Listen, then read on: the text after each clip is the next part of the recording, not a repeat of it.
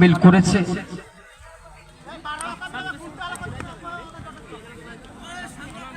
শ্রী মদন মুর্মু স্মৃতি মঞ্চের উদ্দেশ্যে তার একমাত্র পুত্র সন্তান রূপাই এই ট্রফিটি এখানে প্রদান করেছে।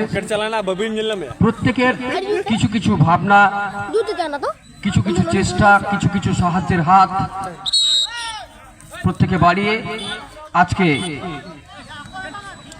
এই রঙিন মঞ্চের সামনে ঠিক গোধূলি লগ্নে এই ফুটবল খেলা আপনারা দেখছেন। আপনাদের উপস্থিতি আমাদের এই বর্ণাঢ্য অনুষ্ঠানটিকে আরো অলঙ্কৃত করেছে।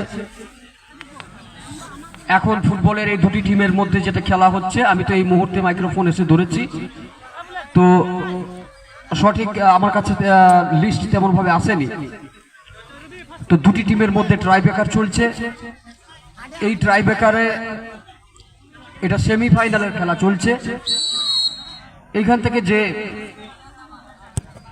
উঠবে তাদের সঙ্গে,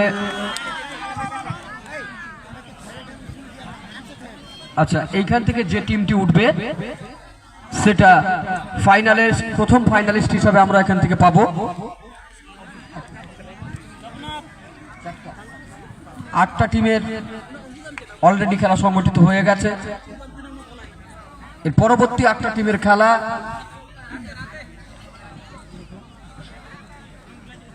আচ্ছা, এর পরবর্তী 8টা টিমের খেলা 26 তারিখ। হ্যাঁ, আচ্ছা, আমি পরে এটাকে পরে শুনিয়ে দিচ্ছি কার কার মধ্যে খেলা হবে। আজকে যে 4টি টিমের মধ্যে খেলা হয়েছে, এই 8টি টিমের মধ্যে খেলা হয়েছে, সেটা হচ্ছে সেন্ট হপন বাবু ভার্সেস জুনিয়র এফসি লক্ষণনাথ। দ্বিতীয় খেলাটি হয়েছিল Sanjay sporting club versus Angua Tara sporting club. তৃতীয় খেলাটি হয়েছিল Haldia FC versus Mirzapur Sidhu Kanu club. এবং সর্বশেষ যেই ম্যাচটি খেলা হচ্ছে Tudubabu FC versus Goa FC. হ্যাঁ, ও আচ্ছা, Tudubabu FC versus Goa FC খেলা শেষ হয়ে গেছে। আচ্ছা, এখন সেইখান থেকে যে দুটি টিম আজকে সেমিফাইনালিস্ট যারা খেলছে, ট্রাইব্রেকার চলছে, যে দুটো টিমের মধ্যে এখন ট্রাইব্রেকার হচ্ছে তারা হচ্ছে junior FC Lakshmannath versus Tudubabu FC. Tudubabu FC versus junior FC Lakshmannath, এই দুটি টিমের মধ্যে ট্রাইব্রেকার চলছে। আপনার মনোমুগ্ধ করে এই পরিবেশে খেলা চলছে। বলতে বলতে গোল হয়ে গেছে। রেফারি যারা খেলার মাঠে খেলা পরিচালনা করছেন তারাই আমাদেরকে শেষ অঙ্ক দেবেন। আমরা বুঝতে পারবো যে কোন দল প্রথম ফাইনালিস্ট হয়েছে, কোন দল 26 তারিখে সকালবেলা ওনাদেরকে আসতে হবে। 26/12/2023 অর্থাৎ মঙ্গলবার দিন যে 8টি টিমের মধ্যে খেলা হবে, আলেগে সঙ্গে বয়া ভার্সেস এনবিবি হোস্টেল বয়েজ। আলেগে সঙ্গে ভোয়া ভার্সেস এনবিবি হোস্টেল বয়েজ, এটা প্রথম দুটি দলের মধ্যে খেলা হবে। তারপরের দুটি দল হচ্ছে Chhayapara STWA versus Bhandaripata COG। Chhayapara STWA versus Bhandaripata COG। তৃতীয় নম্বর যে খেলাটি হবে Battala FC versus Har Har Mahadev. Battala FC versus Har Har Mahadev. এবং সর্বশেষ যে খেলাটি হবে Malakki FC versus Loyaga FC.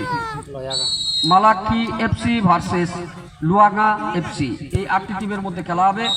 বলতে বলতে আজকে যে খেলা, আজকে যে 8টা টিমের আমার ভাইরা পরিচালনা করেছে তাদেরকে অসংখ্য ধন্যবাদ। তারা এই মাঠেই বিগত 10 বছর ধরে খেলা পরিচালনা করছেন। এখানে সঙ্গ দেওয়ার জন্য অনেকেই আসেন। দুর্ভাগ্যবশত সময়ের অভাবে, কর্ম থাকার কারণে এখানে উপস্থিত হওয়া যায়নি। তো আশা করছি মঙ্গলবার দিন আমরা সবাই একসঙ্গে সমবেত হিসাবে এখানে থাকবো। বাহ, ও আশা করছি সেভ করে বল হয়ে গেল, সেভ করলো কিন্তু বার টপকে বল চলে যাওয়ার জন্য সুন্দর একটা মানে মুন্সিয়ানা দেখিয়েছিলেন। সুন্দরভাবে পেনাল্টি শুট আউটে গোলকিপার যিনি ছিল সুন্দরভাবে প্রোটেস্ট করেছিল বলটি, কিন্তু বলটি তালুবন্দি হতে পারেনি। বলটি বারের মধ্যে ঢুকে গিয়ে গোল হয়ে গেল। রেজাল্ট এখনো পর্যন্ত আমাদের হাতে আসেনি।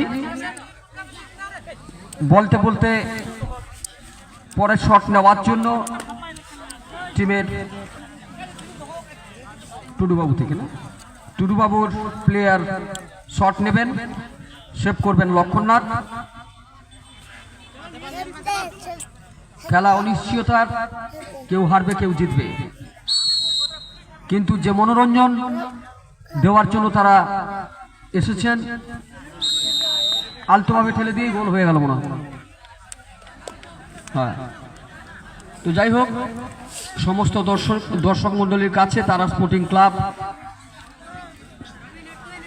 প্রত্যেককে আন্তরিক শুভেচ্ছা জানায়।